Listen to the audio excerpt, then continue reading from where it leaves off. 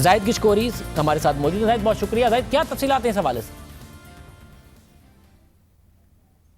शाहजेब जब से मुआवन खसूसी बने हैं ज़ुल्फ़िकार बुखारी, उसके बाद से तो ना उनको समन किया गया है, ना उसके वालिद को किया गया था, और उन्होंने सिर्फ अपना स्टेटमेंट रिकॉर्ड किया है। मैं आपको ये बताऊं कि मार्च में इसकी तहकीकात शुरू हुई थी 2018 में, और पहले 6 महीने में सितंबर 2018 तक बड़ी बरक रफ्तारी से इसकी इन्वेस्टिगेशन की गई थी। नैब की टीम ने तमाम तर उसकी 6 जो ऑफशोर कंपनी थी उनका डेटा हासिल कर लिया था, उनकी ऑडिट रिपोर्ट्स भी ले ली थी, जिनमें काफ़ी तफसीलात हमारे पास भी हासिल हैं जो मैंने देखी हैं, जिसमें काफ़ी उसकी इन्वेस्टमेंट सामने नज़र आती है। 6 महीने के बाद उसको इस 6 दफ़ा बुलाया गया था, जिसमें 2 बार ज़ुल्फ़िकार बुखारी पेश भी हुए थे नैब के सामने, और 2 बार उसके वालिद को बुलाया गया था। उसके वालिद एक दफ़ा पेश हुए थे, उससे गैमन पाकिस्तान के बारे में जो एक कंपनी है यहाँ पर इंजीनियरिंग, उससे सवालात किए गए थे, तमाम इनसे रिकॉर्ड मांगा गया था। लेकिन जब उसका नाम एग्ज़िट कंट्रोल लिस्ट पे रखा गया, नैब ने ही रखवाया था, इस्लामाबाद हाई कोर्ट में ये केस गया।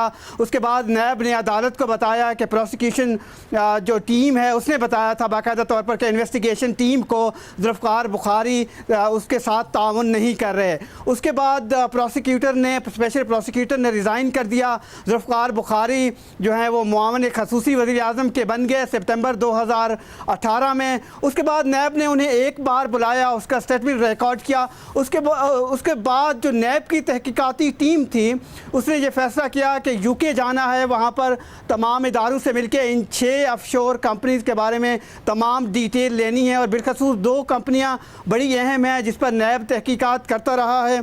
उसमें के फैक्टर है, एक ब्रॉडबेरी, और इस तरह से कुछ और उसकी कंपनीज़ हैं जिसकी तफसीलात वो लेना चाहते थे। लेकिन नैब की जो हमारे ज़राए का बताना है, नैब के कुछ ऑफिसर से मेरी बात हुई है जिसमें 2 विंग थी, उनकी ओपिनियन उस पर तकसीम थी। एक विंग ये चाहती थी कि नैब की तहकीकाती टीम को यूके जाना चाहिए, तमाम तफसीलात और लेनी चाहिए वहाँ से, जबकि दूसरी जो विंग थी वो ये समझती थी कि इस केस को परसू नहीं करना चाहिए। तो इस तरह से 13 महीने पिछला जो अरसा है इस केस में कोई पेशरफ्त नहीं हुई जो हमारे ज़राए का बताना है, और नैब इस गुमगू में रहा है कि इस इंक्वायरी को इन्वेस्टिगेशन में तब्दील करना चाहिए, नहीं करना चाहिए, क्योंकि नैब की तहकीकाती टीम लंदन तो जा नहीं सकी, या तो उन्होंने जानबूझ के भेजी नहीं है। इस तरीके से आज जो ऑफिशियल स्टेटमेंट आया है, एग्जीक्यूटिव बोर्ड की मीटिंग हुई है जिसमें यह बताया गया है कि कोई खातिर खा सबूत ना मिलने की वजह से इस इंक्वायरी को 2 साल बाद बंद किया जा रहा है।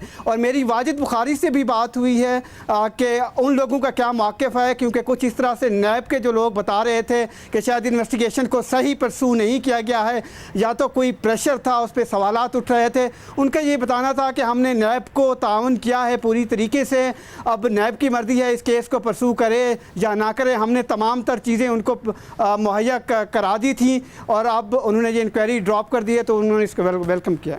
बहुत शुक्रिया। जाहिद किशकोरी तफसीलात बता रहे थे। अपोजिशन के खिलाफ कार्रवाइयों में मजीद तेज़ी, हुकूमत के खिलाफ कार्रवाइयाँ पहले ही तेज़ नहीं थी, इंक्वायरियाँ बंद हो रही हैं। आज भी ऐसी कोई रेफरेंस, कोई कार्रवाई का नैब की तरफ से एलामिया सामने नहीं आया। सिर्फ इस इंक्वायरी के बंद होने का एलामिया सामने आया। जब वज़ीर आज़म बने इमरान खान साहब तो उन्होंने एहतसाब के अमल के हवाले से कौम से क्या वादा किया था? हम ऐसे मजबूत इदारे बना देंगे, हमारी जो इंस्टीट्यूशन, स्टेट इंस्टीट्यूशन है वो इतनी मजबूत होंगी कि वो रोकेंगी करप्शन। अकाउंटेबिलिटी शुरू होगी मेरे से, फिर होगी मेरे वजीरों से, फिर हम नीचे जाएंगे।